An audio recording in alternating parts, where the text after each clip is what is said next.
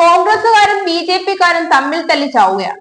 രാഷ്ട്രീയ നേതാക്കളാണെന്ന് പോലും ഓർക്കാതെ കൊല്ലുമെന്നും തിന്നുമെന്നും പൊതുസമൂഹത്തിൽ വെല്ലുവിളിക്കാൻ മാത്രം തരം താഴ്ന്നു പോയി പലരും. ഹെഡ്ഗേവാർ വിവാദവുമായി ബന്ധപ്പെട്ടാണ് ഈ കണ്ട ലഹളയൊക്കെ.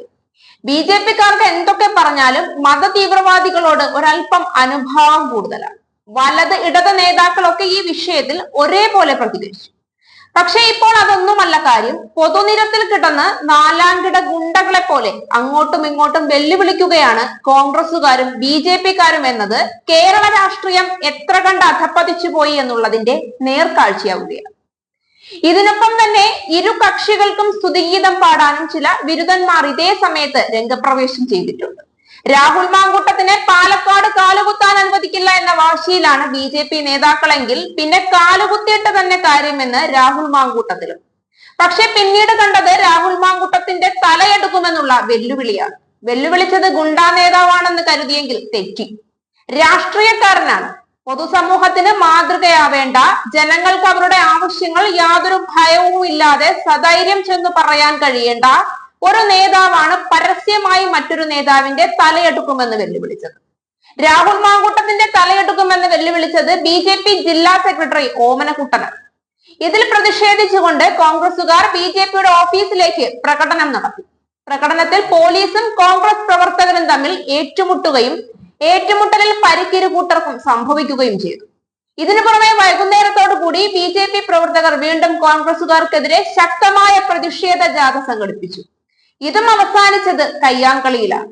പക്ഷേ ജാഥയിലുടനീളം ഉയർന്നു കേട്ടത് കോൺഗ്രസ് പ്രവർത്തകർക്ക് നേരെയുള്ള വെല്ലുവിളിയായിരുന്നു.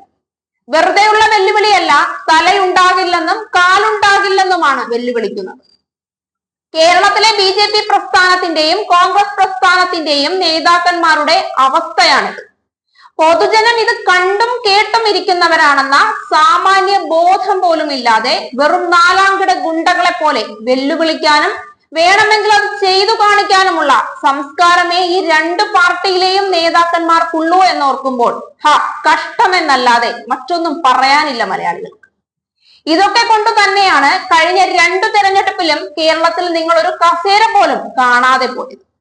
എന്നാൽ ഇപ്പോൾ ബി.ജെ.പിയുടെ ഈ കൊലവിളിക്കെതിരെ കേസെടുത്തിരിക്കുകയാണ് പോലീസ്. രാഹുൽ മാങ്കൂട്ടത്തിനെതിരെ ഇത്രയും ശക്തമായ ഭാഷയിൽ ബി.ജെ.പി കൊലവിളി നടത്തിയത്.